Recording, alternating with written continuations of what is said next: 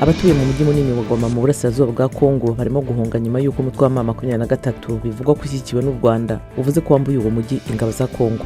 Abaturage benshi bambutse umupaka binjira mu Rwanda. Ibihumbi n'ibihumbi bateraniye Bukavu bashyigikira amahoro mu burasirazuba bwa Kongo. Abayobozi ba societe civile Bukavu baraburira ko ibibazo bizarushaho kugariza ikiremwa muntu mu gihe imirwano yakuye ibihumbi by'abantu mu byabo. Kuri iki cyumweru Perezida William Ruto wa Kenya yatangaje ko inama idasanzwe y'umuryango wa Afurika y'Iburasirazuba izaba mu masaha 48 kugira ngo baganire ku bibazo biri muri Kongo. Ruto yavuze ko Perezida wa Kongo Felix Tshisekedi n'uw'u Rwanda Paul Kagame bazaba bayirimo. Ku cyumweru kandi umuyobozi w'ingabo za Sudani Abdel Fattah al-Burhan yasuye icyicaro cye gikuru mu murwa mukuru Khartoum nyuma y'iminsi 2 ingabo ze zongeye kuhisubiza. Naho umutemberezi w'umuyapani Suzuki ejo yageze Cape Town muri Afurika y'Epfo arangije urugendo rw'ibirometero birenga 6,000 mu mpande zose za Afurika.